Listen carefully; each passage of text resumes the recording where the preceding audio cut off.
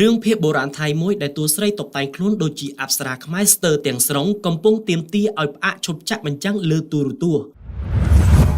ភាពយន្តភាគថៃដែលមានចំណងជើងថា The Empress of Ayodhya ដែលសម្ដែងដោយតារាស្រី ម៉ៃ ដាវីកា និងតារាសម្ដែងល្បីៗជាច្រើនរូបនោះកំពុងត្រូវបានប្រជាជនថៃខ្លួនទាមទារឲ្យឈប់ផ្អាកចាក់បញ្ចាំងបន្តទៀតព្រោះតែនៅពីក្រោយឆាកមួយនៃសាច់រឿងនេះបានធ្វើទារុណកម្មចំពោះសត្វឆ្មាដែលបានសម្ដែងនៅក្នុងរឿងនេះរហូតអ្នកទស្សនាសង្វេគចិត្តនិងមិនអាចទទួលយកបានចំពោះទង្វើអមនុស្សធម៌របស់ក្រុមការងារផលិតមួយថ្ងៃពីរថ្ងៃកន្លងមកនេះនៅប្រទេសថៃជាពិសេសនៅលើបណ្ដាញសង្គម Twitter មានការជជែកវែកញែកគ្នាយ៉ាងក្តៅគគុកចំពោះឈុតមួយដែលមានតួអង្គឆ្មាចូលរួមសម្ដែងបានបង្ហាញនៅរូបភាពដែលឆ្មាខ្មៅមួយក្បាលកន្ត្រាក់ប្រកាច់ភ្នែកស្លើដោយក្រោយមកត្រូវបានក្រុមផលិតអះអាងថាឆ្មានោះមិនមានបញ្ហាអ្វីនោះទេដោយឡែកឆ្មានោះពេលសម្ដែងក៏ត្រូវបានក្រុមការងារចាក់ថ្នាំសណ្ដំឡាសម្រាប់ឈុតឆាកនេះគឺនៅពេលដែលស្នំម្នាក់របស់ស្ដេចរលូតគភ៌ហើយដើម្បីពិសោធន៍រកការពិតស្នំម្នាក់របស់ស្ដេចក៏បានយកព្រះក្រយ៉ាសល់ពីស្នំដែលរលូតគភ៌នោះទៅសាកឲ្យសត្វឆ្មាឆីដើម្បីពិសោធន៍ការពិតយ៉ាងណាមិញបើត្រឹមតែរឿងរ៉ាវនៃសាច់រឿងប៉ុណ្នេះ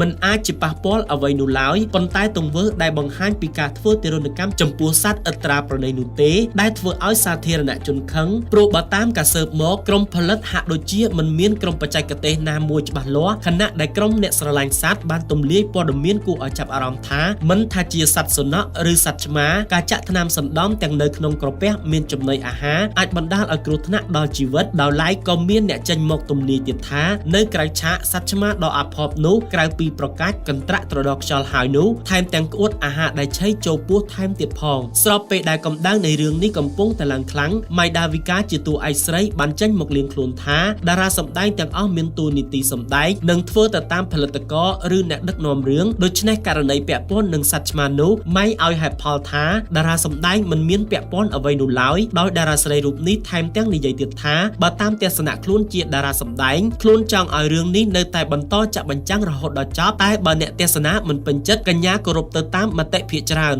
មែនទែនទៅរឿងភាគបុរាណថៃមួយនេះត្រូវបានអ្នកស្នេហាជាតិនិងអ្នកស្គាល់ពីប្រវត្តិសាស្ត្រខ្លះមានការប្រតិកម្មមិនត្រឹមតែការតុបតែងកាយរបស់តួឯកស្រីដែលដូចទៅនឹងអប្សរាខ្មែរសឹង 100% នោះទេសូម្បីតែអក្សរដែលប្រើក៏មានលក្ខណៈជាពុម្ពអក្សរឆ្លាក់របស់ខ្មែរយើងដែរសរុបជារួមមកវិញក្រោយផ្ទុះមានហេតុការណ៍ជាអកុសលដូចនេះធ្វើឲ្យអ្នកមានជំនឿខ្លះបញ្ចេញជាមតិលើកឡើងថាប្រហែលជាដួងព្រលឹងនិងបុព្វបុរសខ្មែរក៏មិនពេញចិត្តនឹងទង្វើនេះដែរទើបបណ្ដាលឲ្យកើតមានបញ្ហាទាំងអស់នោះឡើងដើម្បីបង្អាក់កុំឲ្យមានការផ្សព្វផ្សាយអ្វីដែលខុសកាន់តែទូលំទូលាយយ៉ាងណាមិញនេះគ្រាន់តែជាការយល់ឃើញប៉ុណ្ណោះមិនមានភស្តុតាងណាមួយបញ្ជាក់ថាគឺជាការពិតដែរសូមជម្រាបថារឿងភាគបុរាណ The Empress of Ayodhya នេះបានចាក់បញ្ចាំងមកដល់ភាគទី6ហើយនៅតាមកញ្ចក់ទូរទស្សន៍ One HD ហើយក៏មានដាក់បញ្ចាំងនៅលើ App Netflix ផងដែរ